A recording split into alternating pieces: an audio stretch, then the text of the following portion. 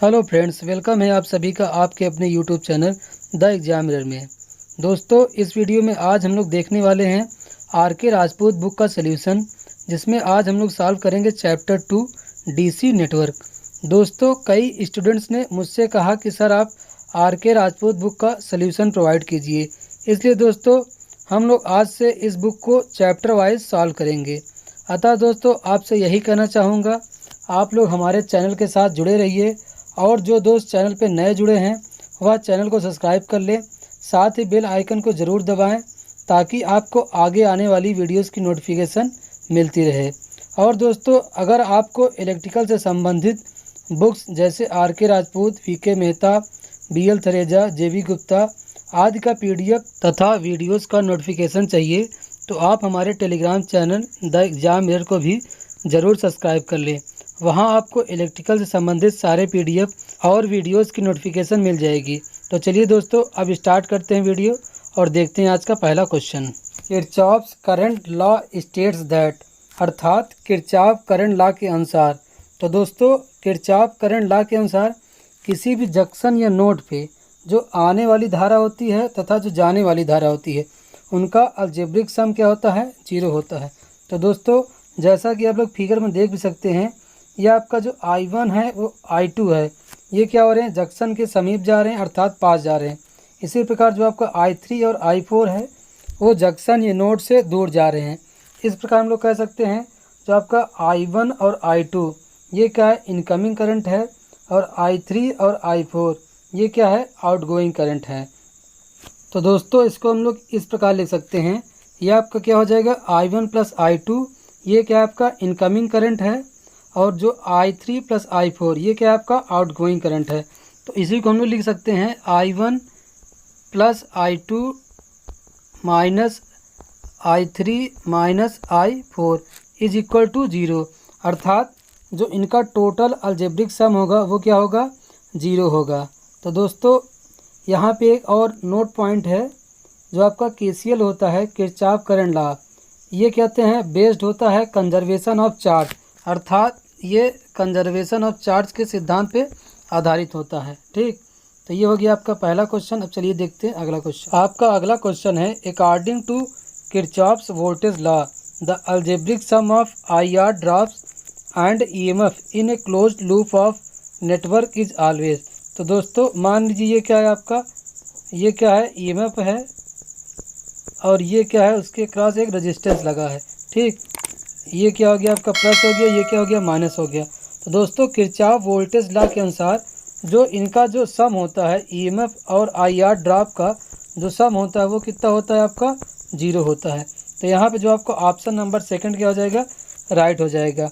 Kirchhoff voltage law के अनुसार जो IR ड्रॉप होता है और जो EMF होता है उनका जो सम होता है अलजेब्रिक वो क्या होता है, 0 होता है।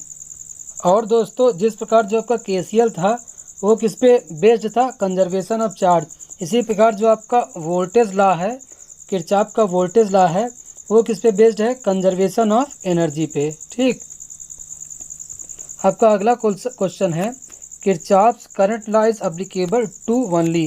तो दोस्तों, अभी हम लोगों ने देखा भी था जो किरचॉफ लॉ क्या होता है, किसी भी जंक्शन या नोड पे आने वाली तथा जाने वाली धाराओं का बीजगणितीय योग क्या होता है, शून्य होता है, अर्थात उनका अलजेब्रिक सम शून्य होता है। तो हम लोगों ने क्या बात किया, किसी जंक्शन या नोड पे। तो यहाँ पे जो आपको ऑप्शन नंबर 1 पहला क्या हो जाएगा, ए वाला राइट हो जाएगा, junction in a network. Next question, Kirchhoff voltage law is related to.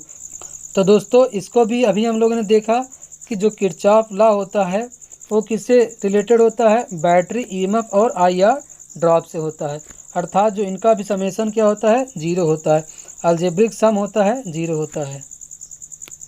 आपका अगला क्वेश्चन है, superposition theorem can be applied only to the circuit having. तो दोस्तों, जो आपका सुपरपोजिशन थ्योरम होता है वो सिर्फ लीनियर बाइलेटरल एलिमेंट्स पे ही अप्लाई होता है। दोस्तों, इस नियम का प्रयोग हम तभी करते हैं जब नेटवर्क में 2 या 2 से अधिक एक्टिव एलिमेंट प्रेजेंट हो, और दोस्तों इसका प्रयोग हम लोग पावर की कैलकुलेशन के लिए नहीं करते हैं, अर्थात इसकी सहायता से हम लोग पावर को कैलकुलेट नहीं कर सकते हैं। ठीक, the concept on which superposition theorem is based, अर्थात किस कंसेप्ट पे सुपरपोजिशन थ्योरम बेस्ड है। तो अभी हम लोगों ने देखा ये किस पे लागू होता है, लीनियर बाईलेटरल नेटवर्क पे। तो यहाँ पे जो आपका जो लीनियरिटी पे ये क्या हो जाएगा, सुपरपोजिशन थ्योरम क्या होता है, बेस्ड होता है। तो यहाँ पे आपका ऑप्शन नंबर डी क्या हो जाएगा, राइट हो जाएगा। आपका अगला क्वेश्चन है Thevenin resistance RTH is found. तो दोस्तों आरटीएच को हम लोग वहीं पे कैलकुलेट करते हैं जहाँ पे हम लोग को थेवेनिन इक्विवेलेंट वोल्टेज वीटीएच को कैलकुलेट करते हैं।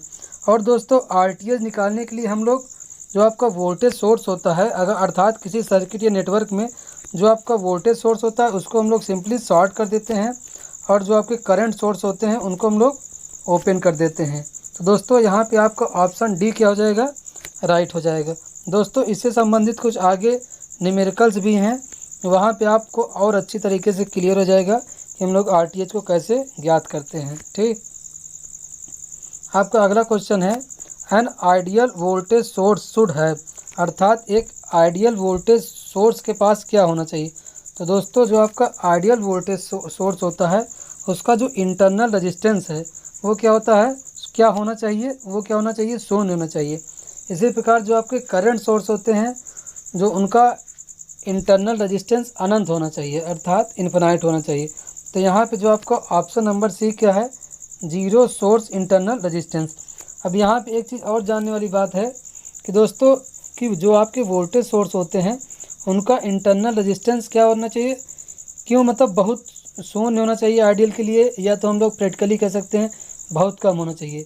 दोस्तों ऐसा इसलिए ताकि जो आपका इंटरनल जो ड्रॉप होता है वो कम से कम हो, और दोस्तों किसी करंट सोर्स का जो इंटरनल रेजिस्टेंस है वो बहुत ज़्यादा होना चाहिए ताकि जो पूरी करंट है वो क्या हो, लोड को मिले, अर्थात लोड को प्राप्त हो।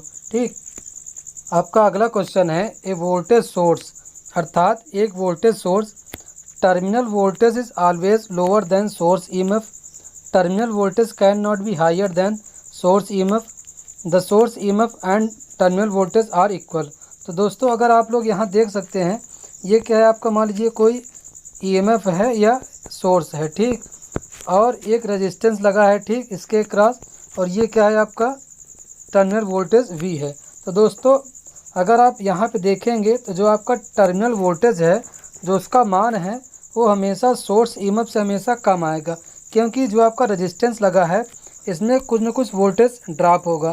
तो इस प्रकार हम लोग कह सकते हैं जो आपका टर्मिनल वोल्टेज है वो हमेशा ईएमएफ से हमेशा क्या होगा, कम होगा। तो यहाँ पे देखिए जो आपका ऑप्शन नंबर ए है उसमें क्या कह रहा है, terminal voltage is always lower than source EMF.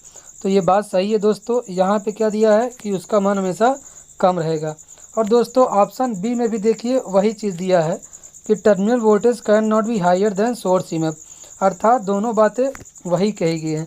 तो यहाँ पे जो आपका ऑप्शन नंबर, या तो आप कह सकते हैं दोनों राइट है, आपकी किताब में दिया है बी राइट है, तो यहाँ पे वैसे अगर कह सकते हैं तो क्या है आपका दोनों क्या है, ऑप्शन राइट है। तो चलिए देखते हैं हम लोग अगला question, to determine the polarity of voltage across a resistor it is necessary to know. दोस्तों किसी भी जो वोल्टेज ड्रॉप होती है उसकी हम लोग पोलैरिटी ज्ञात करने के लिए हम लोग क्या जानना जरूरी है। दोस्तों जैसे आप मान लीजिए ये क्या है आपका रेजिस्टेंस है, अगर करंट आपकी इधर डायरेक्शन में फ्लो हो रही है तो ये क्या हो जाएगा आपका प्लस हो जाएगा, ये क्या हो जाएगा माइनस हो जाएगा। इसी प्रकार अगर मान लीजिए एक और ये रेजिस्टेंस है, इसमें करंट आपका फ्लो हो रहा है इधर साइड, तो ये आपका क्या हो जाएगा प्लस हो जाएगा, ये क्या हो जाएगा माइनस हो जाएगा। तो इस प्रकार आप लोग देख सकते हैं कि जो वोल्टेज ड्रॉप है उसकी पोलैरिटी हम लोग को ज्ञात करने के लिए हम लोग को direction of current through the register, अर्थात रजिस्टर के क्रॉस जो करंट की डायरेक्शन है वो हमें ज्ञात होना चाहिए। तो यहाँ पे आपका ऑप्शन नंबर बी क्या हो जाएगा, राइट हो जाएगा। आपका अगला क्वेश्चन है the Thevenin equivalent between point L M for the network shown in figure 2.22 is given by. तो दोस्तों इस फिगर में हम लोग को यल और यम के बीच क्या ज्ञात करना है, वीटीएस ज्ञात करना है, अर्थात थेवेनिन इक्विवेलेंट वोल्टेज का मान ज्ञात करना है। तो दोस्तों हम लोग देख रहे हैं कि जो इसमें थेवेनिन इक्विवेलेंट वोल्टेज का मान 5 वोल्ट क्या है पहले दिया है, तो यहाँ पे जो आपका जो वीटीएस का मान होगा वो क्या हो जाएगा 5 वोल्ट हो जाएगा।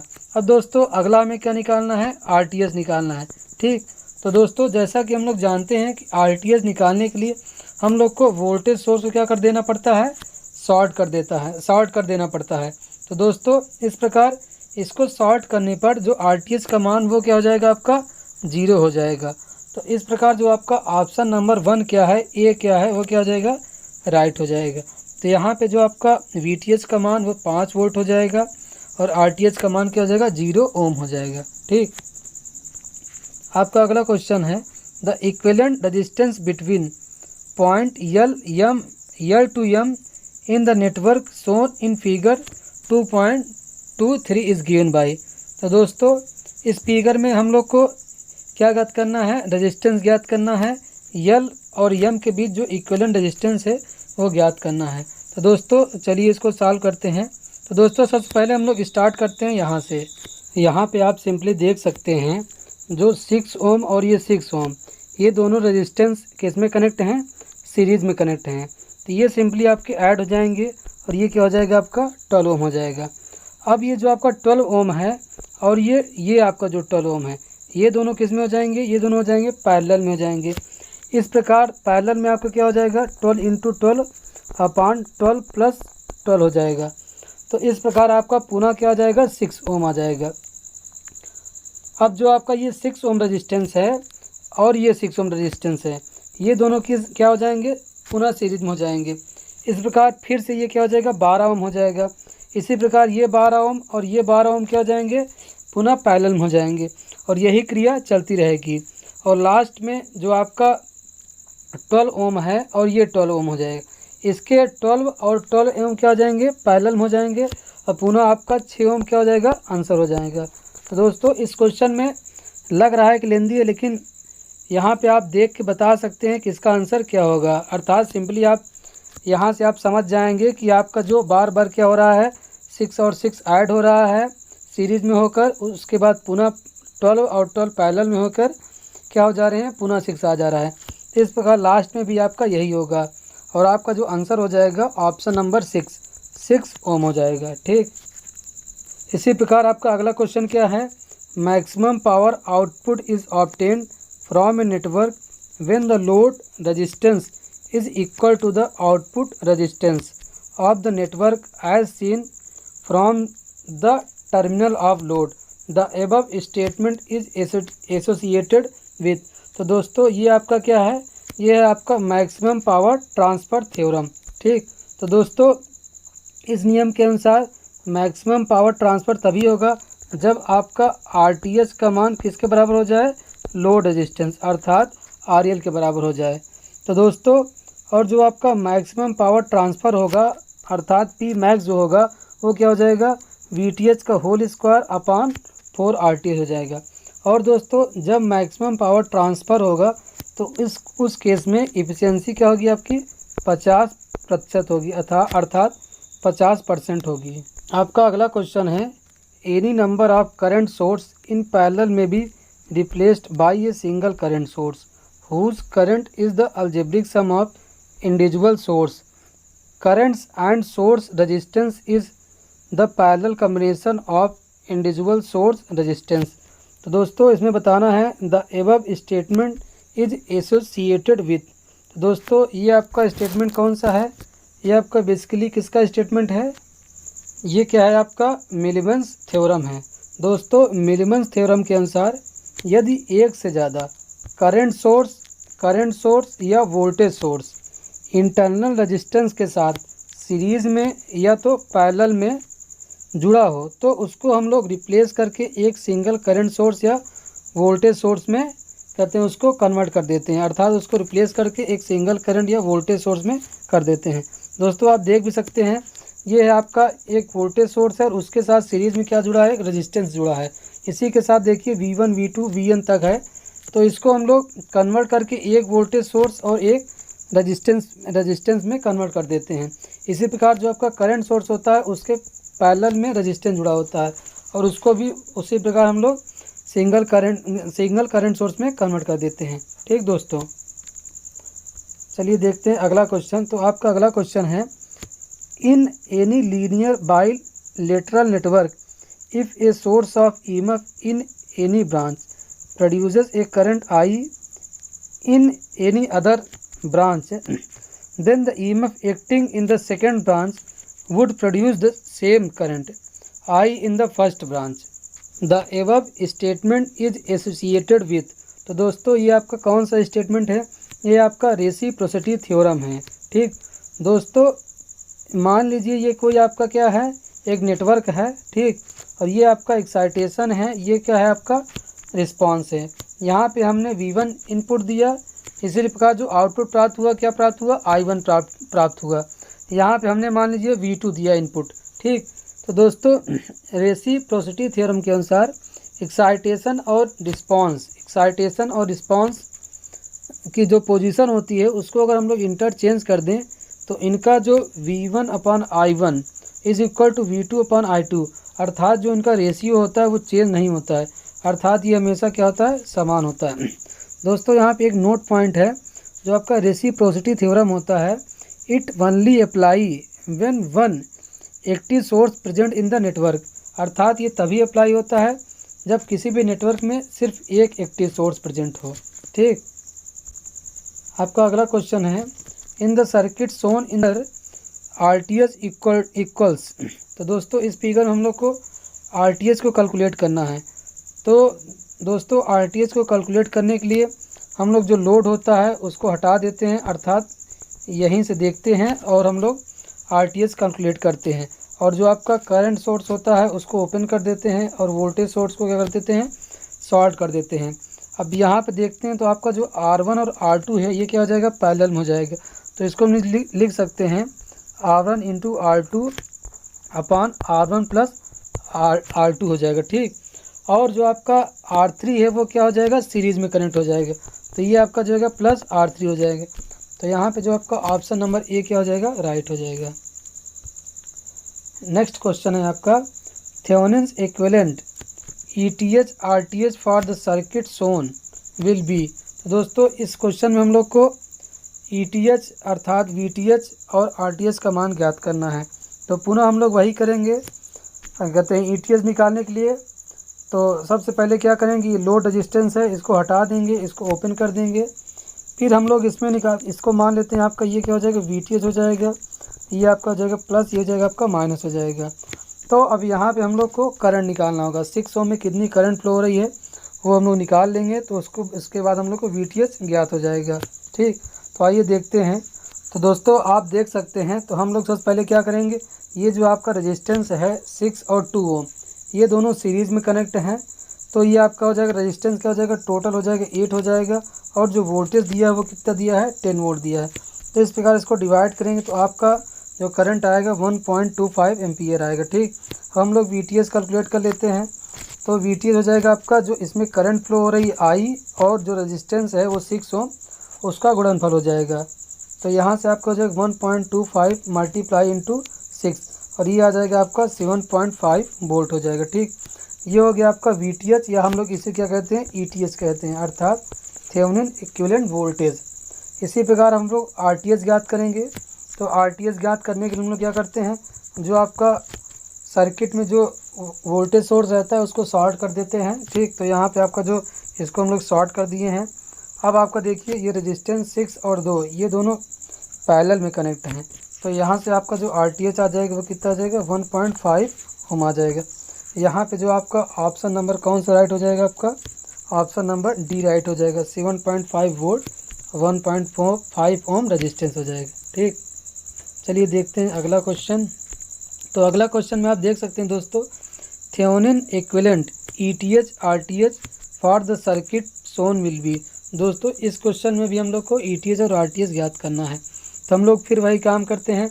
सबसे पहले ये क्या है, आपका लोड है, इसी के बीच हम लोग को निकालना है, इसको हटा देंगे। और उसके बाद सबसे पहले हम लोग यहाँ पे हम लोग को VTH निकालना है। ठीक, ये आपका प्लस हो जाएगा, ये क्या हो जाएगा आपका माइनस हो जाएगा, और 8 ओम में आपको करंट निकालना पड़ेगा, किस लिए, इसी के अक्रॉस हम लोग को VTH का मान ज्ञात करना है, अर्थात ये आपका VTH का मान ज्ञात करना है। अब चलिए देखते हैं। तो दोस्तों सबसे पहले हम लोगों ने क्या किया, कहते हैं ये आपका क्या हो गया, RL लोड हम लोगों ने हटा दिया और यहाँ पे हम लोग को VTH का मान ज्ञात करना है।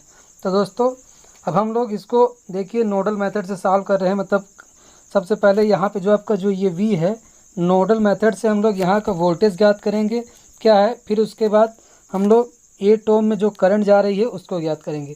तो दोस्तों यहाँ पे मैंने मान लिया है कि जो आपकी I1 जो करंट है वो देखिए ये है, और ये क्या है आपका I3 है, ये क्या है आपका I2 है। ठीक, तो इस जंक्शन पे क्या हो जाएगा आपका KCL के अनुसार क्या हो जाएगा आपका I1 is equal to I2 plus I3 हो जाएगा। अब यहाँ पे हमने क्या माना है, V माना है, वोल्ट माना है, और इसको हम लोग क्या लेते हैं, ग्राउंड ले लेते हैं। अर्थात ये जो आपका तीनों जो टर्मिनल है इसको हम लोग ग्राउंड कर देते हैं। ठीक, अर्थात इसका जो पोटेंशियल होता है वो क्या हो जाता है आपका 0 हो जाता है। ठीक, अब दोस्तों क्या करते हैं, आपकी जो करंट की डायरेक्शन है वो क्या है, इधर तरफ है। तो हम लोग क्या करते हैं, आपका ये आपका है 100 वोल्ट है। ठीक, ये क्वेश्चन में आपको दिया है 100 वोल्ट है। तो दोस्तों हम लोग क्या करते हैं, जो आपका ये 100 वोल्ट माइनस V अपान जो आपका रेजिस्टेंस है इसमें 10 ओम है उसको ये ले लिए। ठीक, और आपका अगला क्या हो जाएगा, V अपान 20 हो जाएगा। अर्थात जो वोल्टेज हम लोग माने हैं इक्वल टू जो कहते हैं, और ये नीचे क्या है जो रेजिस्टेंस है आपका 20 ओम। इसी प्रकार ये भी क्या हो जाएगा, ये आपका 8 ओम रजिस्टर है, ये क्या है 12 है, तो ये 12 8 क्या हो जाएगा 20 हो जाएगा। इस प्रकार ये भी 20 ओम रजिस्टेंस हो जाएगा। अब देखिए इसको सॉल्व अगर हम लोग करते हैं तो आपको V का मान क्या पता चल जाता है, 50 वोल्ट पता हो जाता है। तो दोस्तों यहाँ पे V का मान हम लोग को ज्ञात हो गया है। अब हम लोग क्या करेंगे, जो आपकी 8 ओम कहते हैं रजिस्टर में जो करंट है वो हम लोग ज्ञात कर लेते हैं, फाइंड कर लेते हैं। तो दोस्तों अब हम लोग क्या करते हैं, तो उसी हिसाब से हमको VTH ज्ञात करना है। तो यहाँ पे जो V का मान है वो 50 पता चल गया, और देखिए जो रेजिस्टेंस है वो कितना है 20 है। ठीक, इसमें I3 के केस में तो आपका जो ये आपका करंट आ जाएगा 2.5 एम्पियर आ जाएगा। अर्थात 8 ओम रजिस्टर में 2.5 एम्पियर करंट प्रवाहित हो रही है। अब हम लोग VTH कैलकुलेट कर सकते हैं। V बराबर क्या होता है आपका I इंटू R होता है। तो रेजिस्टेंस आपका क्या था 8 था, करंट हो गई 2.5, यहाँ से आपका आ जाएगा क्या 20 वोल्ट हो जाएगा। तो VTH आपका क्या गया 20 वोल्ट हो जाएगा। ठीक, अब दूसरा इसमें इसी में हम लोग क्या ज्ञात करना था, जो आपका RTH का मान ज्ञात करना था। तो दोस्तों RTH का मान ज्ञात करने के लिए हम लोग क्या करेंगे, अब जो आपका वोल्टेज सोर्स है उसको क्या कर देंगे, शॉर्ट कर देंगे। अगर करंट सोर्स होता है तो इसको हम लोग ओपन कर देते हैं। ठीक, और ये RL लोड हटा देते हैं। तो आप देख सकते हैं ये आपका जो ये दोनों है, ये 10 और 20 ओम, ये दोनों किस में है, एक दूसरे के पैरेलल में है। तो इसको सॉल्व करेंगे, जो मान आएगा वो 12 ओम के क्या हो जाएगा सीरीज हो जाएगा। ठीक, अब जो मान आएगा वो पुनः 8 ओम के क्या हो जाएगा पैरेलल में हो जाएगा। ठीक, तो यहाँ आप देख सकते हैं 10 और 20 क्या है पैरेलल में है, 12 उसके सीरीज में है, फिर पुनः पूरे के पैरेलल में क्या है 8 ओम है। ठीक, अब इसको हम लोग सॉल्व करते हैं तो देखिए पैरेलल केस में क्या हो जाएगा आपका ये आ जाएगा, पैरेलल में जो 10 और 20 है। ठीक, ये आपका आ जाएगा 20/3 हो जाएगा। इसी प्रकार अब जो मान आया है 20/3 और ये आपका जो 12 है ये क्या हो जाएंगे एक दूसरे के सीरीज में हो जाएंगे, तो वो क्या हो जाएंगे जुड़ जाएंगे। ये आपका आ जाएगा 56/3 हो जाएगा। इसी प्रकार अब जो मान आया है 56/3 उसके पैरेलल में आपका क्या हो जाएगा 8 ओम हो जाएगा। तो 8 ओम अब हम लोग निकालते हैं पैरेलल में। तो ठीक 56/3 मल्टीप्लाई 8 अपान 56/3 प्लस 8। इसको हम लोग सॉल्व करेंगे तो आपका जो रेजिस्टेंस का मान आएगा वो क्या हो जाएगा 5.6 ओम आ जाएगा। ठीक, तो यहाँ पे जो आपका ये नंबर ऑप्शन है 20 वोल्ट और 5.6 ओम, ये क्या हो जाएगा आपका राइट हो जाएगा। ठीक, the current drawn from 4 volt battery in the network shown in figure 2.27 will be. अर्थात दोस्तों इस फिगर में जो आपका 4 वोल्ट बैटरी है इसके द्वारा कितना करंट प्रोड्यूस होगा, कितना करंट फ्लो करेगा, वही हम लोग को बताना है। तो दोस्तों इसके लिए हमको सबसे पहले क्या करना पड़ेगा, जो आपका टोटल रेजिस्टेंस है वो ज्ञात करना पड़ेगा, और आपको V का मान ज्ञात है। तो हम लोग जानते हैं I इक्वल टू होता है V/R। पहले हम लोग रेजिस्टेंस ज्ञात कर लेते हैं, फिर इसी फार्मूले पर रख के हम लोग करंट का मान ज्ञात कर लेंगे। तो आइए इसको सॉल्व करते हैं। तो दोस्तों सबसे पहले हम लोग क्या देख रहे हैं, जो आपका जो है ये 2 ओम 4 ओम और ये 6 ओम, ये किस में है आपका एक डेल्टा में है। तो इसको सॉल्व करने के लिए सबसे पहले हम लोग को इसको स्टार में कन्वर्ट करना पड़ेगा, उसके बाद ही हम लोग इसको सॉल्व कर पाएंगे। ठीक, तो दोस्तों अब देखिए हम लोग डेल्टा टू स्टार कैसे कन्वर्जन करते हैं। तो दोस्तों ये आपका एक है डेल्टा, यहाँ पर आपका ठीक ये डेल्टा है और इसको हम लोग स्टार में कन्वर्ट कर रहे हैं। दोस्तों आप लोग देख सकते हैं, तो ये आपका देखिए हम लोग को डेल्टा वाले सारे मान ज्ञात है, अर्थात AC ज्ञात है, BC ज्ञात है और AB भी ज्ञात है। अब इसको हम लोग को ये ज्ञात करना है। दोस्तों हम लोग यहाँ सबसे पहले क्या करेंगे, देखिए ये एक आपका फार्मूला होता है RA बराबर, ठीक, ये होता है RAB इंटू RCA अपान आपका जो टोटल रजिस्टेंस है तीनों साइड का, उसका अपान में क्या होता है, ऐड होता है। तो यही क्रिया हम लोग करने वाले हैं। तो दोस्तों यहाँ पर देख सकते हैं ये आपका 4 और 2 ओम ये जो रजिस्टेंस है, ठीक, इनका क्या होगा, मल्टीप्लिकेशन होगा, अर्थात ये हो जाएगा आपका 4 दूना 8 और प्लस जो आपका 2 ओम है और 4 ओम है और 6 ओम है, नीचे क्या हो जाएगा, टोटल ऐड हो जाएगा। तो इन दोनों का मल्टीप्लिकेशन हो जाएगा, ये हो जाएगा 8 हो जाएगा, 4 दूना 8 और नीचे क्या हो जाएगा, 12 हो जाएगा। अगर टोटल एडिशन करेंगे तो 12 आएगा। इसी प्रकार अब देखिए जो आपका 1 ओम आया है वो क्या हुआ है, ये 2 ओम और ये 6 ओम, इन दोनों को हम लोग गुणा करेंगे तो ये हो जाएगा 6 दूना 12 हो जाएगा और टोटल रेजिस्टेंस क्या आता है आपका 12। तो ये कट जाएगी, ये आपका आया था 1 ओम आया था, यहाँ से ये आपका 1 ओम आ गया था। उसके बाद ये आपका है 2 ओम। 2 ओम कहाँ से आया है, जो आपके इन दोनों साइड के, ये क्या हो जाएगा 6 चौक 24 हो जाएगा और अपान में टोटल रेजिस्टेंस ये का है आपका 2 ओम आ जाएगा।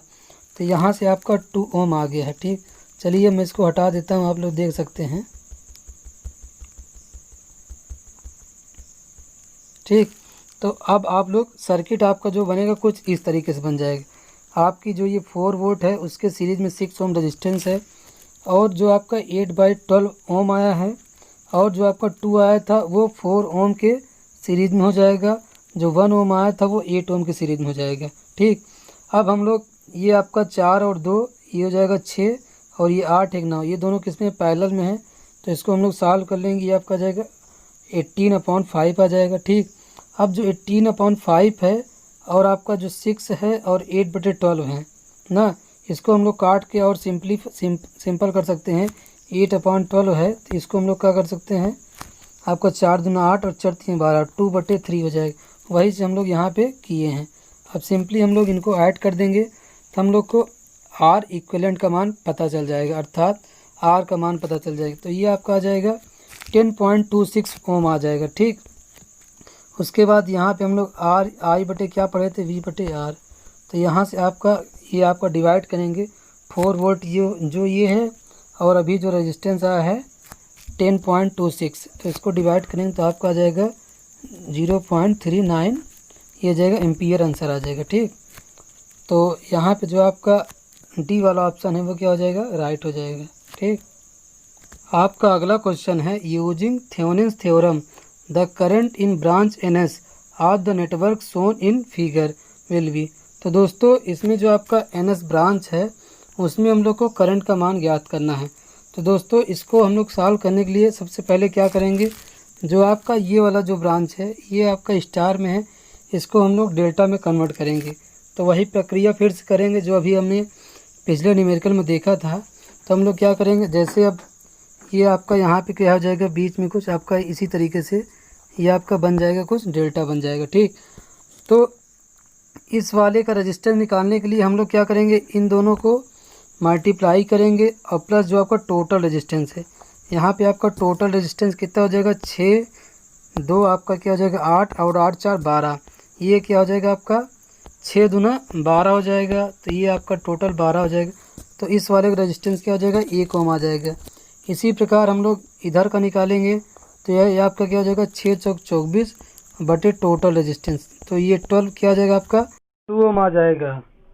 इसी प्रकार इधर वाला क्या हो जाएगा 4 दूना 8 और टोटल 12, 8/12 हो जाएगा। ठीक, तो आपका सर्किट कुछ इस प्रकार से बनेगा। तो यहाँ आप देखिए ये आपका 1 ओम है, ये आपका 2 ओम है और ये आपका क्या था 8/12 आया था, तो इसको हम लोग 4 दूना 8 और 4 3 12, 2/3 लिख सकते हैं। ठीक, तो यहाँ पे मैं इसको हटा देता हूँ। ठीक, तो आप देख सकते हैं क्लियरली ये 2/3 है आपका, ये 2 आया है, ये आया आपका 1 ओम आया है। ठीक, अब दोस्तों हम लोग देख सकते हैं जो आपका 2/3 था उसको हम लोग डिवाइड कर दिए तो ये आपका आ गया था 0.66 आ गया था। ठीक, और जो आपका 1 था और ये जो 7 था ये दोनों सीरीज में आ गए, और जो आपका 2 आया था और ये जो 2 ओम था ये दोनों भी आपके सीरीज में हो गए। ठीक, तो ये दोनों कुल मिला के एक दूसरे क्या हो गए हैं, पैरेलल में हो गए हैं। तो यहाँ से आपका 7 + 8 और नीचे आपका 4 ये दोनों क्या है आपके पैरेलल में है, और ये 0.6 आपके सीरीज़ में है। तो इसको हम लोग आर इक्विवेलेंट के रूप में सॉल्व करेंगे तो आपका कुछ इतना आ जाएगा 3.32 ओम आ जाएगा। ठीक, तो यहाँ से अब हम लोग जो आपका टोटल वोल्टेज है वो क्या है 54 वोल्ट है, और रेजिस्टेंस का मान क्या आया है आपका 3.32 आया है। तो ये आपका कुछ इतना आ जाएगा 16.26 ओम आ जाएगा। ठीक, तो अब हम लोग को ज्ञात करना है जो आपका 2 ओम वाला जो ब्रांच था उसी में करंट का मान ज्ञात करना है। ठीक, तो यहाँ पे जो आपका ये 2 ओम वाला था इसी में करंट का मान ज्ञात करना है। तो ये देखिए आपका किस में आ गया था दोनों, ये 2 और 2 यही था 2 ओम, तो इसमें आप करंट का मान ज्ञात करेंगे। ठीक, तो आपका जो करंट डिवीज़न रूल होता है ये तो आपकी आ गई टोटल करंट, इसमें 16.26 ये आपकी टोटल करंट आई थी जो इसमें पूरे में जा रही थी। तो अब हम लोग करंट डिवीज़न रूल के अनुसार इसको सॉल्व कर सकते हैं। तो यहाँ पे अगर देखिए आपका जो टोटल करंट है और निकालना जिसमें है उसके बगल वाली ब्रांच को लेते हैं, जैसे इसमें करंट निकालना है तो हम लोग इसका रेजिस्टेंस लेते हैं ऊपर, तो ये आपका 8 हो गया, अपान हम लोग टोटल रेजिस्टेंस लेते हैं 7 1 + 8 हो जाएगा, और ये 4 क्या हो जाएगा 12, ये आपका 12 क्या है टोटल रेजिस्टेंस है।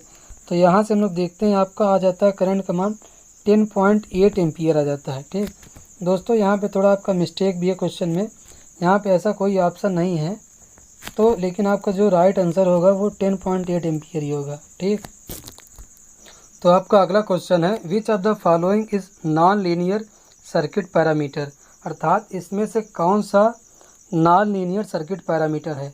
तो दोस्तों इस क्वेश्चन में भी आपका आंसर क्या है किताब में गलत दिया है, तो यहाँ पे जो आपका नॉन लीनियर सर्किट पैरामीटर होगा वो आपका क्या हो जाएगा, ट्रांजिस्टर जो होता है वो आपका नॉन लीनियर होता है, और जो आपके सारे इंडक्टेंस है, कंडेंसर है, ये वायर है, ये सब आपके लीनियर होते हैं।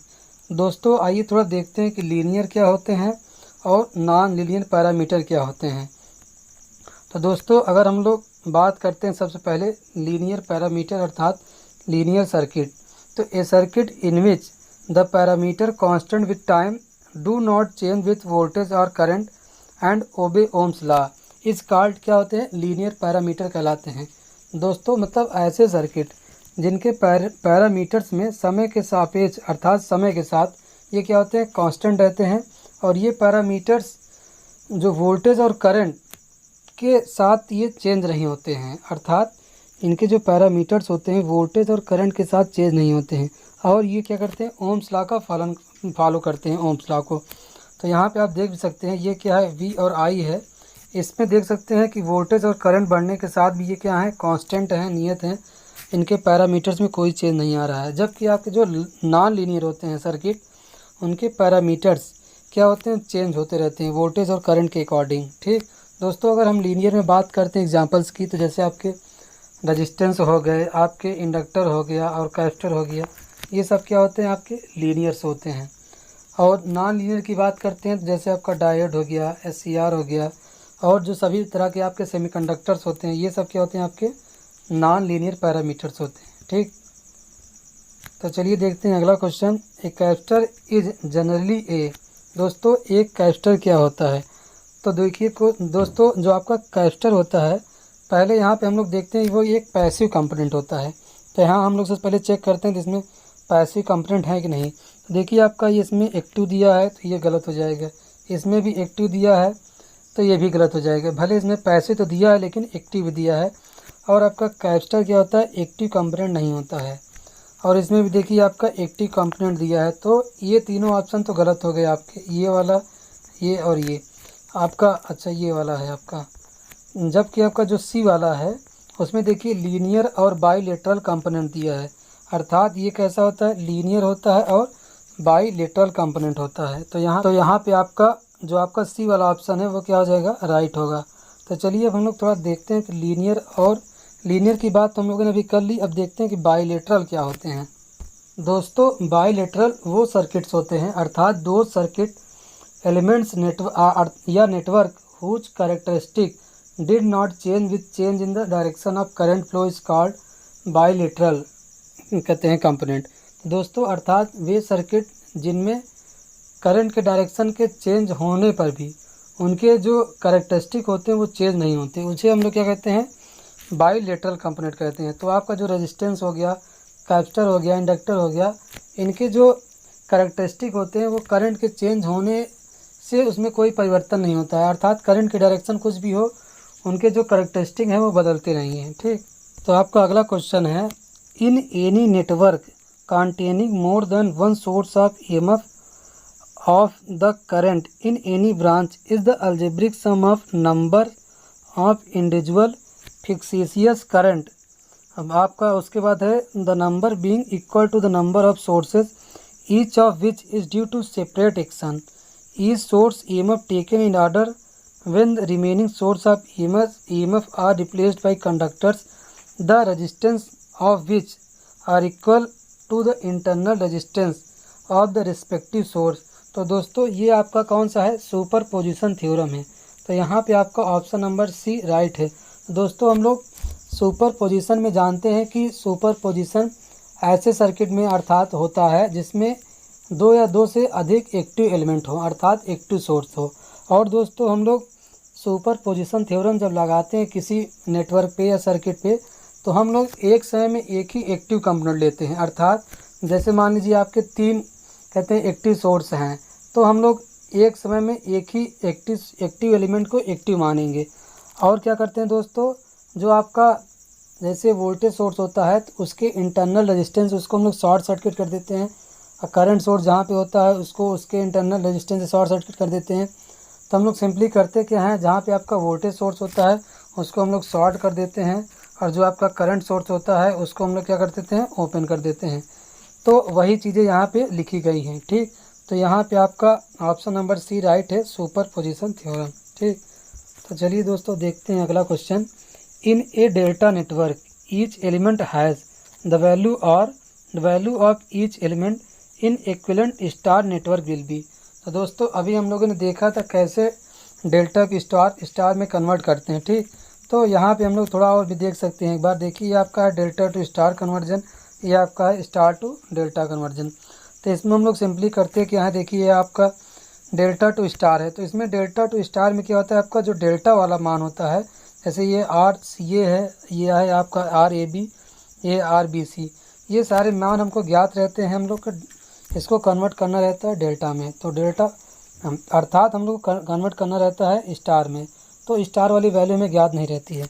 तो यहाँ से हम लोग आर ए का मान निकालते हैं, तो ये हो जाता है जो आपके, तो आर ए अगर हम लोग निकालेंगे तो मान लीजिए ये क्या है आपका आर ए यहाँ पे है, तो इसके जो अगल बगल वाले हैं रेजिस्टेंस जो है आपका आर ए बी और आर सी ए, उनका गुणनफल हो जाता है प्लस टोटल रेजिस्टेंस जो सर्किट में होता है वो होता है। ठीक, तो इस हिसाब से तीनों में यही केस होता है, कन्वर्ट हो जाता है।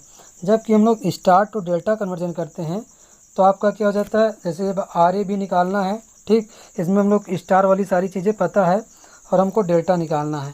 तो जैसे मान लीजिए आर ए बी निकालना है, तो इसके सामने जो है ये वाला और ये वाला जो है आपका, ये क्या है आपका R A plus R A B लेते हैं, और प्लस इन्हीं दोनों का मल्टीप्लिकेशन लेते हैं, प्लस जो आपका तीसरा रेजिस्टेंस है आर सी अपान में उसको ले लेते हैं। इसी प्रकार हम लोग आर ए बी निकालते हैं, आर बी सी निकालते हैं, और आपका आर सी ए बी इसी प्रकार निकालते हैं। ठीक, ये हो गई कन्वर्जन की बात। अब दोस्तों यहाँ पे एक चीज़ और जानना ज़रूरी है, अब यदि अगर ऐसे आपको मान दिए हैं कि जो तीनों मान इक्वल दिए हैं, अर्थात जो तीनों अगर डेल्टा नेटवर्क में है, ठीक, तो अगर तीनों का मान अगर आपको आर आर दिया है, या मान लीजिए कह सकते हैं अगर 1 1 दिया है, ठीक, तो हम लोग सिंपली क्या करते हैं उसका 1/3 कर देते हैं। तो अर्थात इसको क्या कर देंगे 1/3, तो अर्थात हम लोग डेल्टा से जब स्टार में कन्वर्ट करेंगे तो उसका 1/3 हो जाता है। अगर यहाँ पे देखिए आर दिया है तो इसका 1/3 क्या हो जाएगा R/3। तो यहाँ पे आप सिंपली बता सकते हैं, देखते हैं कि इसका आंसर क्या हो जाएगा R/3 हो जाएगी। इसी प्रकार अगर आपका स्टार में दिया होता, डेल्टा में पूछता तो उसका 3 गुना हो जाता। तो यहाँ अगर स्टार में मान लीजिए R दिया है आपको, डेल्टा में पूछ लिया तो वो क्या हो जाता आपका 3R हो जाता। ठीक, तो अगर वैल्यू इक्वल है तीनों तो आप वहाँ पे देख के बता सकते हैं कि उसका मान क्या हो जाएगा। जब डिफरेंट वैल्यूज़ रहती हैं, जैसा कि अभी हम लोगों ने पिछले न्यूमेरिकल में लगाया, तो वहाँ पे हमें थोड़ा कैलकुलेशन करना पड़ता है। ठीक, आपका अगला क्वेश्चन है Kirchhoff law is applicable to, अर्थात दोस्तों किरचॉफ लॉ किस पे अप्लीकेबल होता है। तो दोस्तों आपका जो किरचॉफ लॉ होता है वो both AC and DC circuit, अर्थात दोनों सर्किट के लिए हम लोग किरचॉफ लॉ का प्रयोग करते हैं। ठीक, आपका अगला क्वेश्चन है Kirchhoff law is not applicable to the circuit with, अर्थात किरचॉफ लॉ किन सर्किटों पे नहीं लगता है। दोस्तों आपका किरचॉफ लॉ जो होता है वो लंप पे लगता है, पैसिव पे लगता है और नॉन लीनियर रेजिस्टेंस पे लगता है, जबकि आपके जो डिस्ट्रीब्यूटेड पैरामीटर्स होते हैं वहाँ पे आपका किरचॉफ लॉ नहीं लगता है। डिस्ट्रीब्यूटेड पैरामीटर्स का मतलब ये है दोस्तों, जैसे आपका किसी भी सर्किट में R, L और जो C होते हैं वो डिस्ट्रीब्यूट रहते हैं, अर्थात उसी में बटे हुए रहते हैं, तो उन जगह पे हमारा किरचॉफ लॉ नहीं लगता है। ठीक, आपका अगला क्वेश्चन है Kirchhoff voltage law applies to the circuit with, अर्थात किरचॉफ जो वोल्टेज लॉ है वो किन सर्किटों पे अप्लाई होता है। तो दोस्तों जो आपका किरचॉफ वोल्टेज लॉ है वो basically linear, non linear, active, passive, time varying as well as time invariant, अर्थात किसी भी आपका लीनियर हो, नॉन लीनियर हो, एक्टिव हो, पैसिव हो, किसी भी मतलब एलिमेंट पे वो लगता है। ठीक, कोई भी सा सर्किट हो वहाँ पे हम लोग किरचॉफ वोल्टेज लॉ का प्रयोग कर सकते हैं। ठीक दोस्तों, आपका अगला क्वेश्चन है the resistance LM will be, अर्थात इसमें हम लोग को L और M के बीच इक्विवेलेंट रेजिस्टेंस का मान ज्ञात करना है। तो आप सबसे पहले स्टार्ट करते हैं इधर से। तो आपका जो 20 ओम और ये जो 20 ओम है ये क्या है आपके पैरेलल में है, तो ये आपका क्या हो जाएगा 20 × 20 अपॉन 20 और 20 ऐड हो जाएंगे, ये क्या हो जाएगा 40 हो जाएगा। तो यहाँ से आपका आ जाएगा 10 ओम आ जाएगा, सॉल्व करेंगे इसको। तो अब देखिए आपका जो 10 ओम आएगा और ये आपका 20 ओम है, ये दोनों पुनः आपके पैरेलल में हो जाएंगे। फिर इसको हम लोग सॉल्व करेंगे तो ये हो जाएगा 10 × 20 और अपॉन 10 + 20 क्या हो जाएगा आपका 30 हो जाएगा। ठीक, तो ये आपका कट जाएगा, ये हो जाएगा आपका 20/3 हो जाएगा। तो ये हो जाएगा आपका 3 6 जा, ये आ जाएगा आपका 6.66 समथिंग आ जाएगी ये आपका। तो ऑप्शन नंबर 1 क्या हो जाएगा, ए वाला क्या हो जाएगा राइट हो जाएगा। ठीक, चलिए देखते हैं आपका अगला क्वेश्चन क्या है। For high efficiency transfer power of internal resistance of the source should be. तो दोस्तों अभी हम लोगों ने बात किया था मैक्सिमम पावर ट्रांसफ़र थ्योरम, तो वहाँ पे हम लोगों ने देखा था कि मैक्सिमम पावर तभी ट्रांसफ़र होता है जब इंटरनल जो रेजिस्टेंस है, जो RTH का मान है वो RL के बराबर हो जाए। ठीक, लेकिन यहाँ पे कह रहा है दोस्तों फॉर हाई इफिशियंसी, तो यहाँ पे मान लीजिए ये आपका क्या था, EMF था या वोल्टेज सोर्स था, और ये आपका रेजिस्टेंस है, और ये आपका मान लीजिए ये क्या है आपका RL लोड है। तो दोस्तों जो आपका ये इंटरनल रेजिस्टेंस जो R है, मान लीजिए ये जितना कम से कम होगा उतना ही मैक्सिमम पावर ट्रांसफ़र ज़्यादा होगा, अर्थात जितना ये कम होगा उसमें उतना ही वोल्टेज ड्रॉप का जो मान होगा वो क्या होगा कम होगा, तो उसमें उतना ही जो आपका पावर ट्रांसफ़र इफिशियंसी हमको और अच्छी मिलेगी।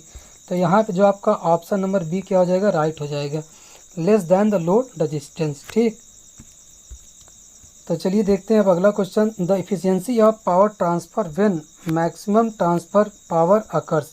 तो दोस्तों ये क्या होता है, अभी हम लोगों ने देखा था कि जो 50% पे क्या होती है पावर ट्रांसफार्मर की जो एफिशिएंसी होती है मैक्सिमम होती है। तो यहाँ पे आपका ऑप्शन नंबर डी क्या हो जाएगा राइट हो जाएगा। दोस्तों आपके चैप्टर 2 DC नेटवर्क में लगभग कहते हैं 65 क्वेश्चन हैं। दोस्तों आज की वीडियो में हम लोग 30 क्वेश्चन सॉल्व कर चुके हैं। दोस्तों अब आज की वीडियो में हम लोग यहीं तक देखेंगे। जो आपका अगला वीडियो आएगा तो उसमें जो आपके जो 35 क्वेश्चन बचे हैं हम लोग उसको देख लेंगे, अर्थात जो पार्ट 2 आएगा उसमें हम लोग 35 क्वेश्चन को भी सॉल्व कर लेंगे। दोस्तों ये बुक आपके जेईई एग्ज़ाम के लिए बहुत ही इम्पॉर्टेंट है। जो आप जेईई एग्ज़ाम की प्रिपरेशन कर रहे हैं विभिन्न प्रकार की, उसके लिए ये बुक इम्पॉर्टेंट है। आप कह सकते हैं जो इसमें आपका थ्योरी पोर्शन है वो बहुत महत्वपूर्ण है, और जो आपका चैप्टर 2 है उसमें कुछ आपके न्यूमेरिकल्स भी हैं डीसी नेटवर्क से संबंधित। तो दोस्तों उम्मीद करता हूँ आपको सारी चीज़ें अच्छे से समझ में आ गई होंगी। तो चलिए दोस्तों, अगर वीडियो पसंद आया हो तो वीडियो को लाइक करें तथा अपने दोस्तों के साथ शेयर ज़रूर करें दोस्तों, तथा हमारे चैनल के साथ जुड़े रहिए। चलिए मिलते हैं अगले पार्ट के साथ। Thank you very much, have a nice day.